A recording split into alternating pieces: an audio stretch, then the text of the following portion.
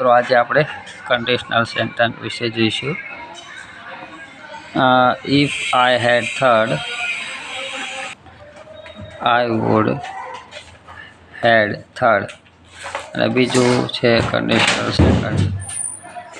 If I second I would first. હવે એક આપણે વાક્ય લખશું. If I had time I would visit your house. If I had time, I would visit your house. બરોબર. જો મારી પાસે સમય હશે તો તમારા ઘર વિઝિટ કરીશ. બરાબર. આ કન્ડિશન 2 છે, સોરી કન્ડિશન 3. હવે આમાં એ કહીશું કે વાક્ય એક ખોટું છે કે વાક્ય બે ખોટું, શેમાં ભૂલ છે.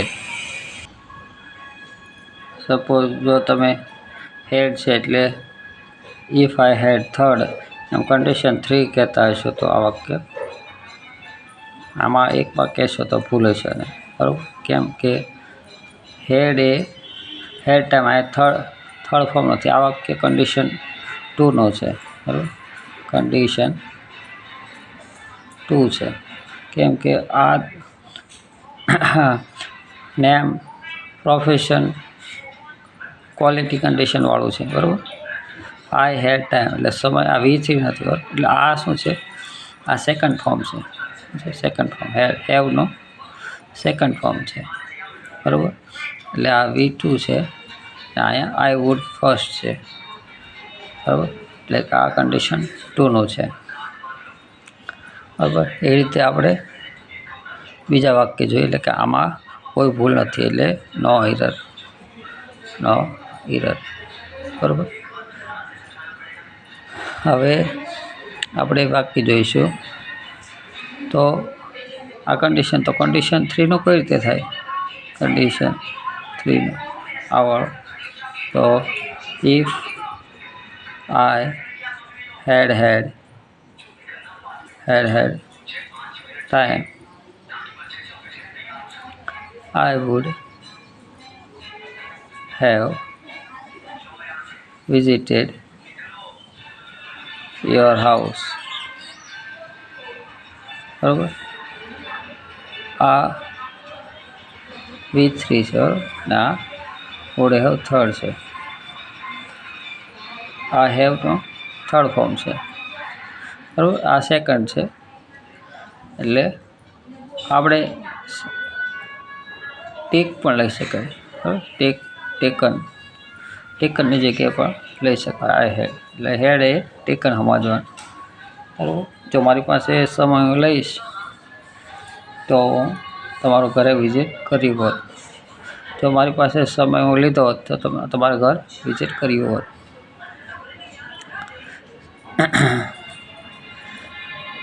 પછી બીજું વાક્ય. હવે આપણે ટેક મેડિસન ગેટ વેલ. ટેક મેડિસન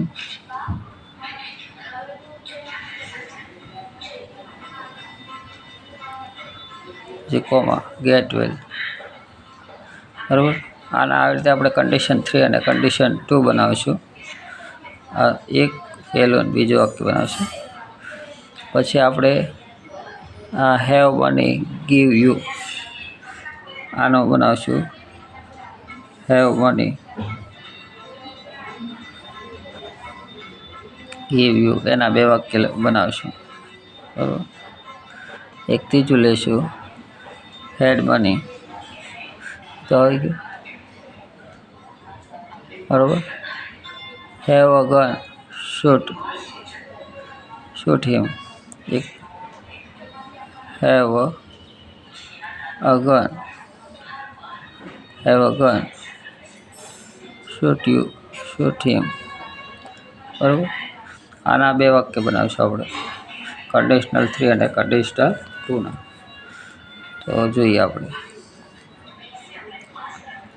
હવે કંડિશન 3 નું બનાવીએ તો if I had taken medicine, I would have got well. અને કન્ડિશન 2નો જે લેસ પાવર ધરાવે, if I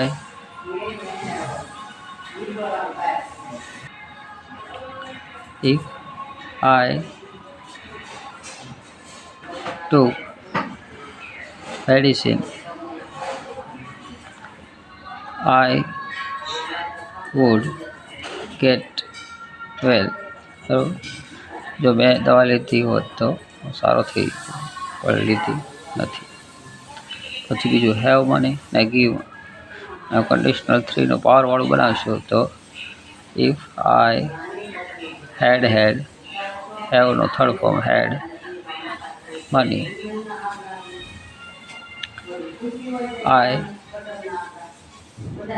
I give you, I would have given you.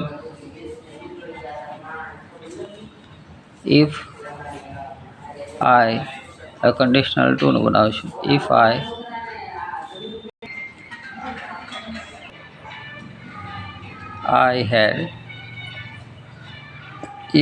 had money, I would give you. બરાબર, અને had gun shoot him, if I had gun,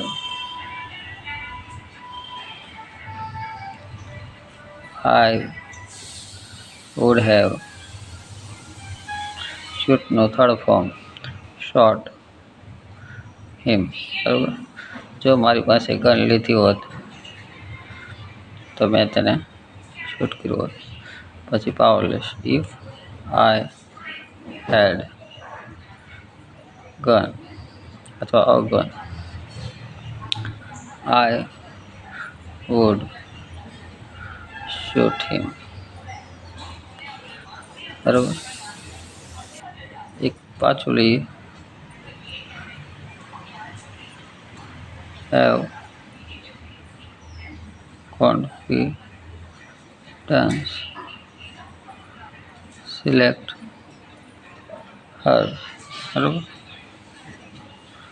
અને બીજું have your number,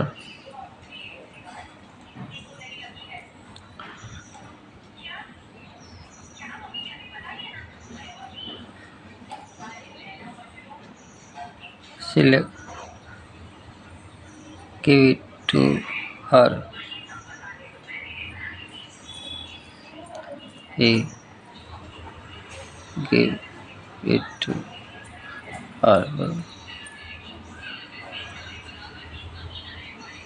હવે એક બીજું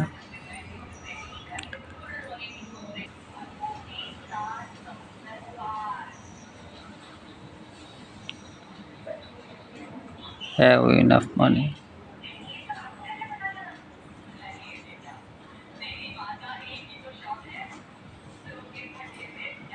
buy that shirt.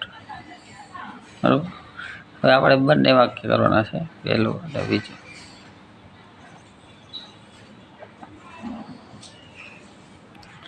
બરાબર, તો have confidence, if she had confidence, I would have selected her.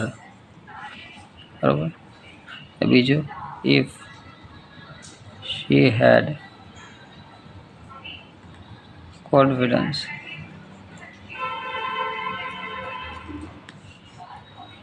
I would select her. બીજું છે have your number. He give it to her.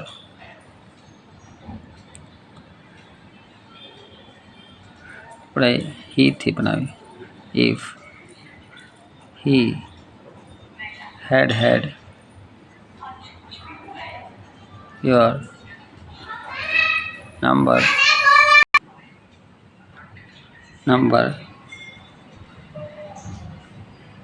he would have given it to her. ને બીજું if he had your number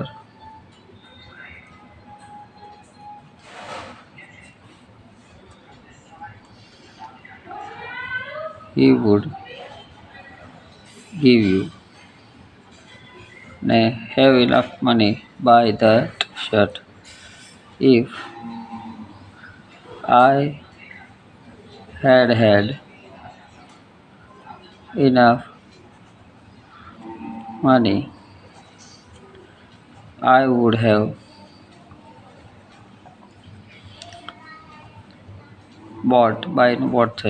bought that shirt. If I had enough money I would buy it. બરાબર મિત્રો. હવે એક inversion વાળું વાક્ય લઈ. If you took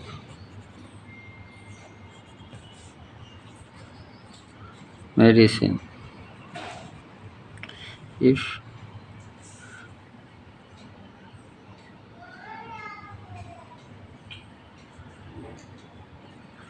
you would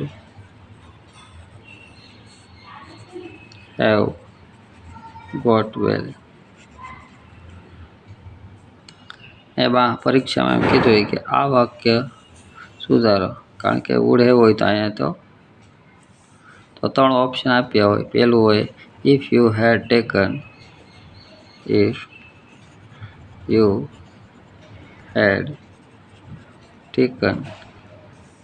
ને બીજો ઓપ્શન હોય had you taken,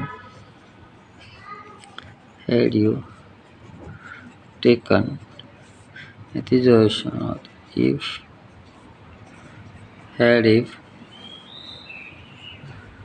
you taken. તો આમાં કયું ઓપ્શન લાગે એ વિચારવાનું. had if તો ક્યારે આવતું જ નથી, એટલે આ વાક્ય તો હોય નહીં.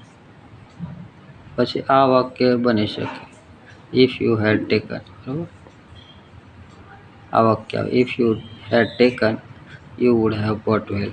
જો તે મેડિસિન લીધી હોત તો તું સાજો થઈ ગયો. પણ આ પણ વાક્ય સાચું છે. had you taken, આમાં had ને આગળ લાવી ને if કેન્સલ કરે. બરાબર, તો had you taken you would have got well. એટલે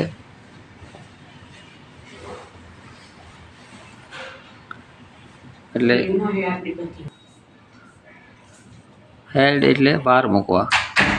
કોઈ વિશેષ ભાર મૂકવો હોય તો તે દવા લીધી જ હોત તો તું સાજો થઈ ગયો હોત, પણ તે લીધી નહીં. બરાબર, પસ્તાવો.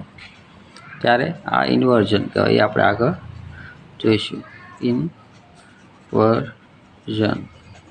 એટલે આમ થાય પલટાવું.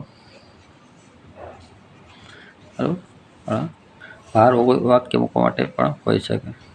પછી કન્ડિશનલ સેન્ટેન્સમાં સપોઝ એક વાક્ય એમાં ક્વેશ્ચન કન્ડિશનલ સેન્ટેન્સમાં ના બને. જો આગળના વાક્ય ઇફ આરે ક્યારે હેડ આગળ લીધું પણ એ ક્વેશ્ચન બને નહીં.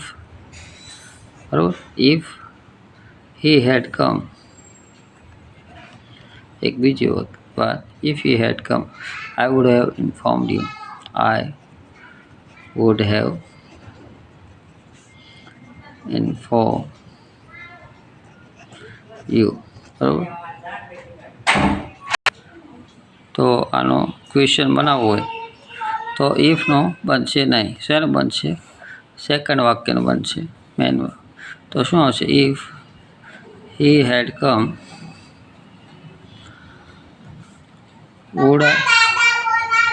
would I have informed you. બરાબર. તો આજે મિત્રો આટલું જ. જય ગુજરાત, જય ભારત.